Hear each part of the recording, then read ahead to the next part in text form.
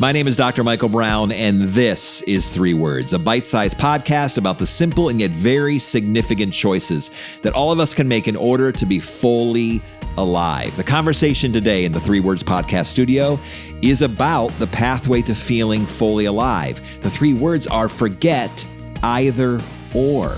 Instead, embrace both and. As we do that, as we learn from my good friend David Denison, as we engage in difference, as we embrace nuance through life, big ideas in relationships, in core values and perspectives, we actually improve our mental health. We experience life to be more vibrant and robust, and we actually learn to think more deeply and meaningfully about the things that are most important in life. Listen in. David, I've been excited about this conversation all day. Welcome back to the studio. Only 2 months apart from your first episode to this episode. We're going to talk a little bit about that episode and what we're going to be talking about today. But first, David Denison, second time back in 3 Words podcast studio. Tell our viewers and listeners a little bit about yourself. Sure. Well, thanks for having me, Michael. I'm thrilled to be here. I had a great time last time, and I'm really excited for this topic. But before we get into that, I'm a life design coach at a university in the Midwest.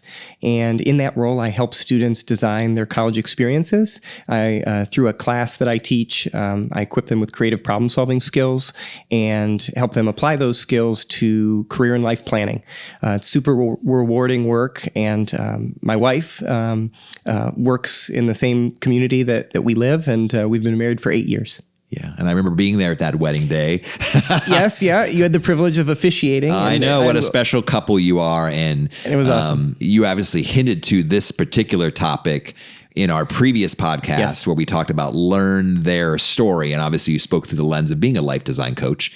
And then you hinted to something in the middle of our conversation, and then we never got a chance to talk about it. And so right away, particularly once I heard from all of our viewers and listeners, not all of them, but several of them, like, David Denison's awesome, bring him back.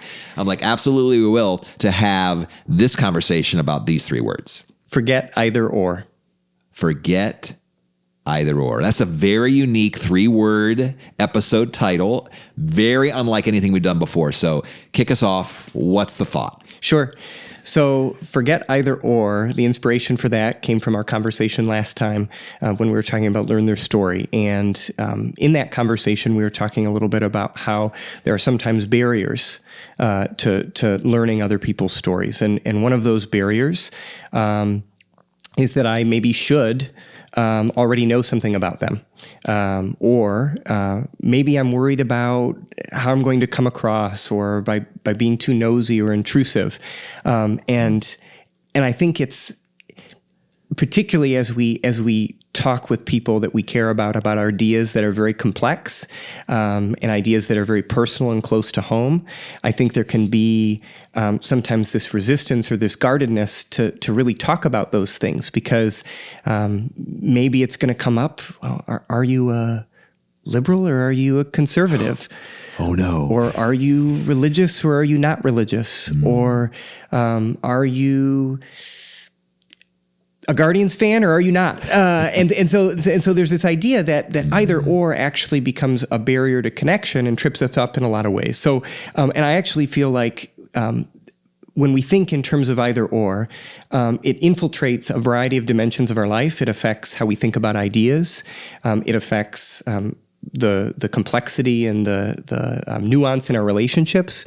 And I actually think the either or mentality sometimes can affect our own well-being. It's interesting. Just 3 days ago, we dropped an episode of 3 Words podcast with my dear friend Casey Greenewalt, where we explored the idea of rethinking your religion. And actually, I just listened to it in its entirety today. It was a 30-minute episode.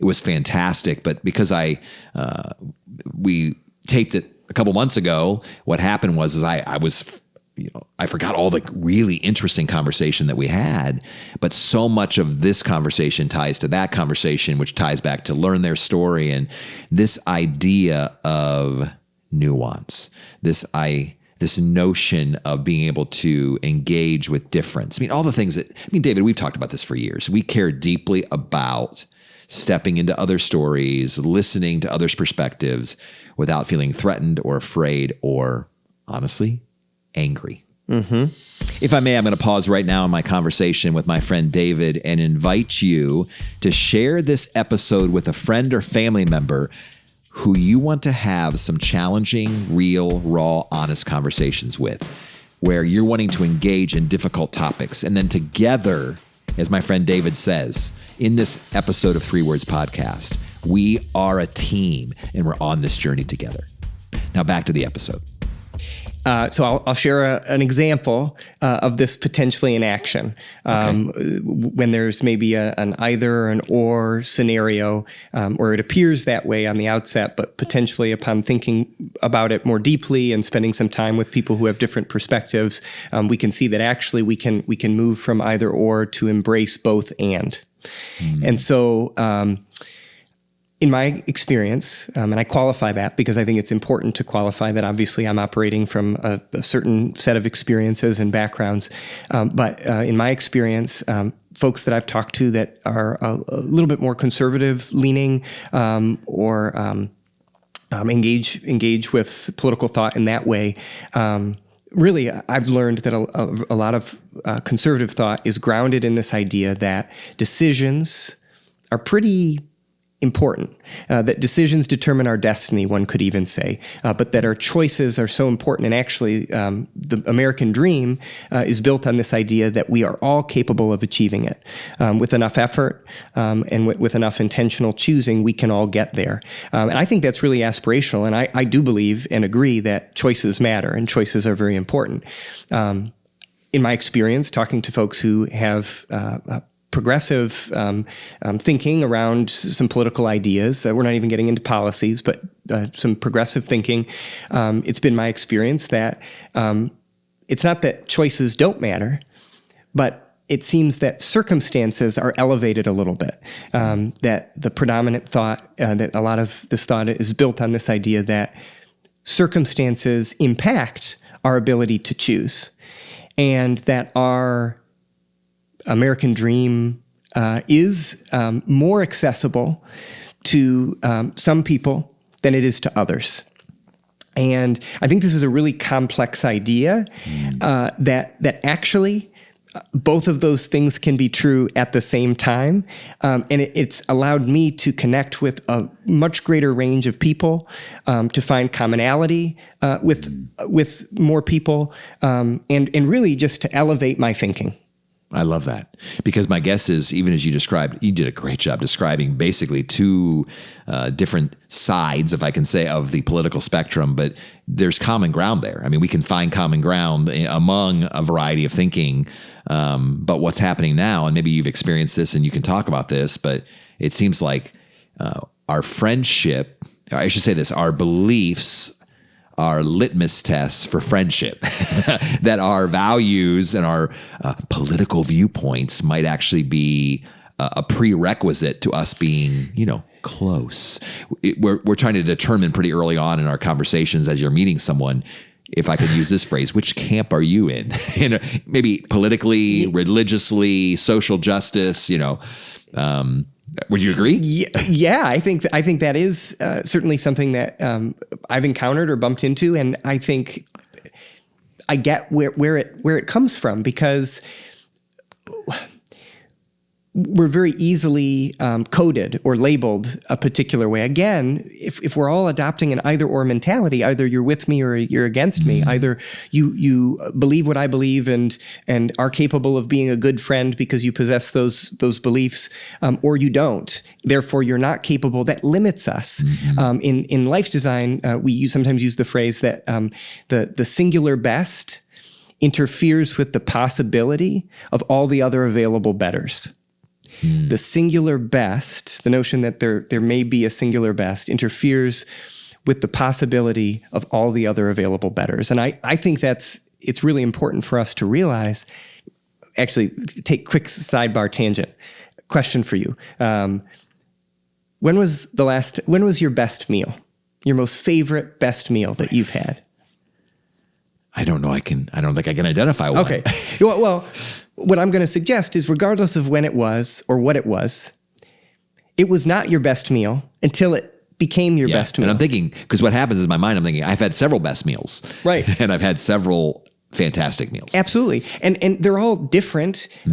Maybe to degrees you could say that they're better. You know, the time when I was 2 and I had, I don't know, chocolate or something for the first time, maybe wasn't as good as a Michelin star dinner in New York City that my wife and I were able to share a couple months ago. Now, granted, those are all relative, but the idea that throughout our life, we experience new ideas and ideas more sophisticatedly. So just like I could say that I haven't had my best meal, I absolutely don't have a full or complete understanding with a great many things in my life. I really appreciate that. Yeah. And because what you believed and what were your deepest convictions at 14 probably have evolved getting closer to 40. I hope so. That's the point, right? I hope so. That changing your mind and thinking about things more complexly, that's not a word, but in a more complex way, it's actually a good thing. And you used 2 phrases early on in our conversation that you said a lot of these ideas are both complex and personal. We don't like complexity. We want to know, okay, make this simple, right or wrong, good or bad, in or out, right? Either or. And I think we talk about them in terms of the reason I disagree with you is because of these ideas, but then you mentioned the second thing, and that is that idea of it's personal. Because if you feel something so deeply that's personally different than my personal views and core values, it just feels scary. It feels threatening. And I as I age, I don't know why that is. I'm trying to make sense of that, why people are so terrified of difference. So I don't know if you have any thoughts on that. Yeah. Because it seems like that makes the world a better place.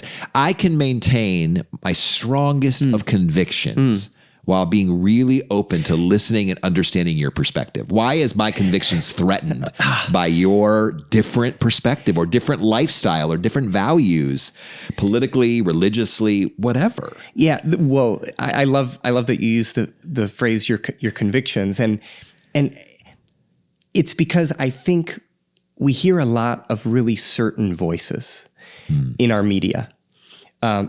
Folks that present, I mean, even if you're just scrolling on TikTok and you get on the inspiration side of TikTok, you know, there are people who are maybe really wealthy or really successful in various domains who are speaking so confidently about something, and almost presenting certainty. And so I would go as far as to say that having convictions and being open to change and to learning is not the same as having certainty. I can be convinced of something based on my lived experience and data I've gathered, but being convinced is not the same as being certain. Like I shared earlier, there are very few things that I am absolutely certain of. But again, it's okay to be convinced, because actually I have found that you can make commitments in your life. You can live in alignment with values that you choose to commit to without being certain about them. I mean, I wasn't certain that proposing to Katie, my wife, would result in a currently 8 years of great marriage. I certainly hoped so. I had data to present that it would. I had belief in myself and some examples of how I grew and changed in the relationship to suggest that maybe I had what it took to rise to the occasion. But I couldn't be sure of that. But it was enough knowledge, and it was enough that I could still commit. Have you met Casey Greenawalt?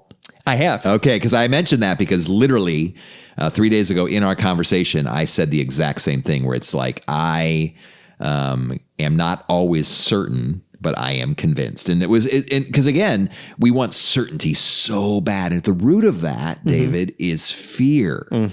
And it seems like a lot of the underlying conversations I'm having here on 3 Words Podcast, more often than not, is at the root of this challenge, at the root of this difficulty, at the root of this struggle is fear.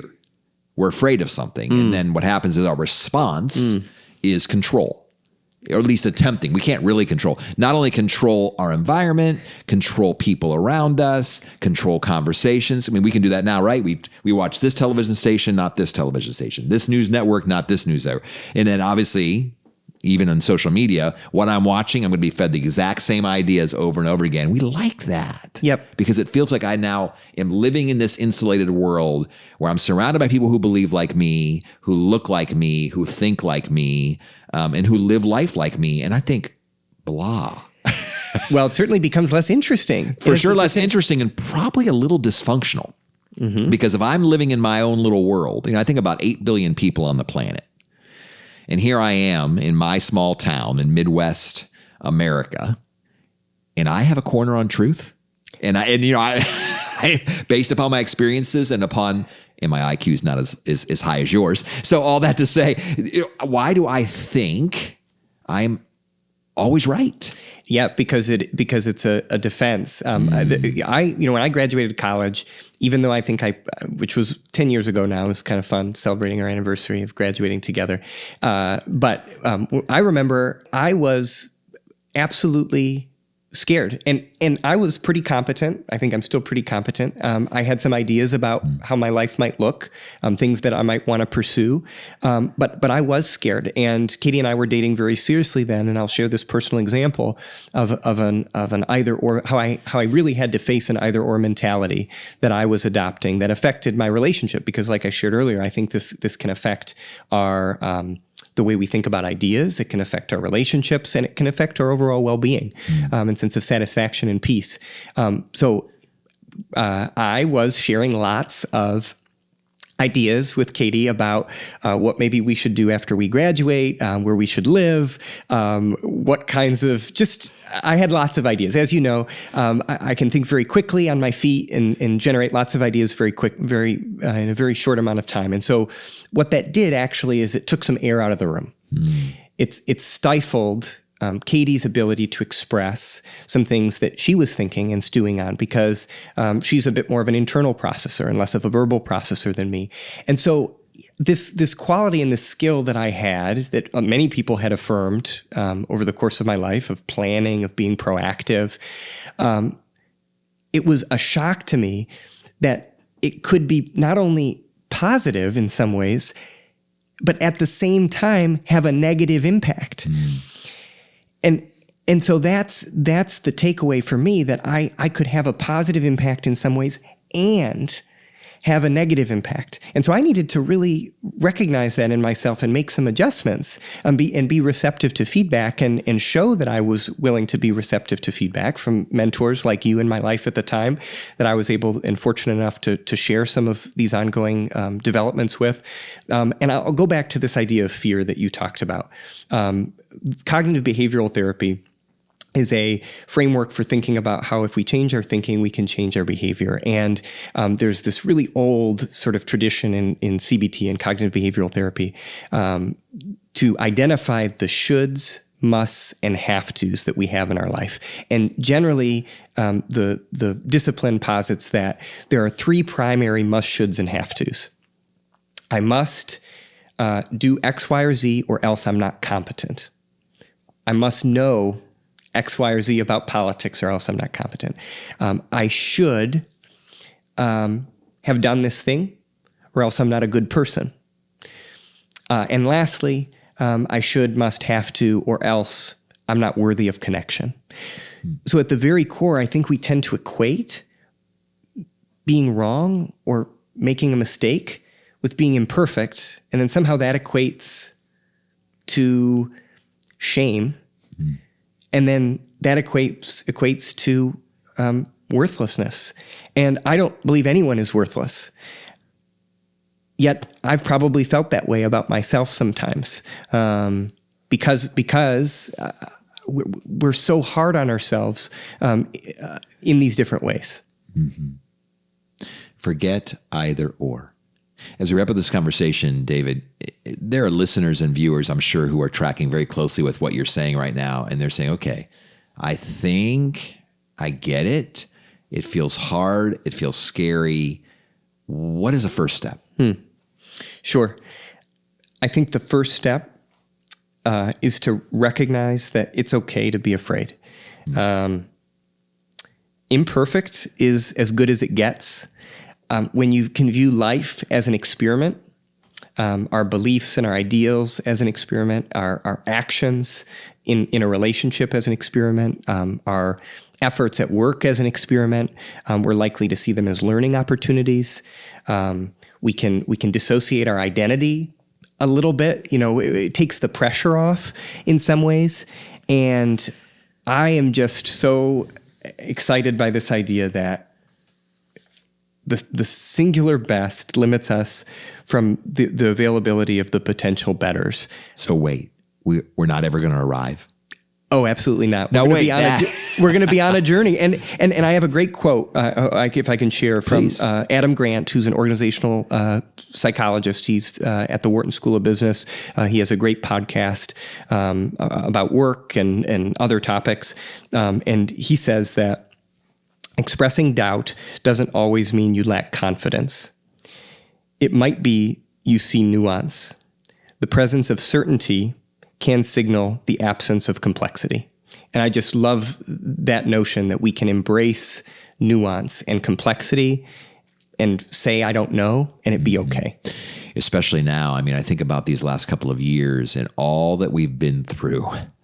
A global pandemic, national social justice issues, all kinds of conversations around diversity and politics and religion and so forth. And even now, as we're experiencing more and more conversations around gender identity and sexual orientation and race and ethnicity and nationality and immigration, I was thinking about even my parents and grandparents and thinking, and I've been hearing from them, this is a scary, unsettling time, particularly for those who want certainty. Yes. And want to know, just tell me what's right. I need wrong. And that, you use the phrase, and I think it's beautiful. And maybe there's even another 3-word podcast in here at some point, but this idea that life is an experiment and that every week we can see it all as a learning experience, an experiment, and not as something that must be certain, that must be crystal clear, that we can live in the gray a little bit and be okay about that. And I appreciated your encouragement and just your honesty, David, in regards to it's okay for us to be afraid and to acknowledge these conversations that maybe you're having with someone of different values or perspectives. It's scary. And just to be like, it's scary, and say it even out loud. Like, this is kind of scary for me, but we're friends and I'm going to have this conversation with you anyways. It's not to say, let's pretend I'm not afraid, but let's actually walk through the fear, into the fear. As a team. Absolutely. There's a togetherness mentality about both and. When you go in saying, there's things that we're going to agree with, there's things that we're going to teach each other, it makes it an exciting adventure. Or it certainly is framed a little bit more with the potential of becoming that. And what I'm hearing you say is when you forget either or, life becomes more of an adventure. We probably are going to experience greater satisfaction, happiness, and well-being. Our relationships are going to go deeper, and they're going to be more authentic.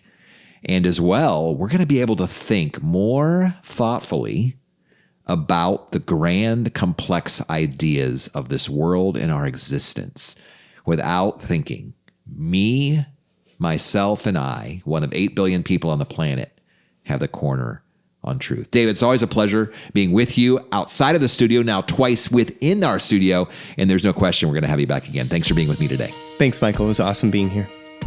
Thanks so much for joining us today on 3 Words Podcast and my conversation with David. And we just love being connected to you. I hope you feel that connection to us, even through the YouTube channel or the various podcasting platforms. We care about you, and we want to continue to build our relationship together. So to stay more connected to us, can I encourage you, dmbcoaching.com/subscribe. We actually are offering a free digital newsletter every single month, no strings attached, just to offer our friends and those around the world some new content, some fresh curriculum, some ideas and insights that will help you grow and develop in all 12 dimensions of your life. So if you're not tracking with us in that way, would you subscribe? dmbcoaching.com/subscribe to our digital newsletter to build even a deeper connection with us. I'll see you in a couple weeks.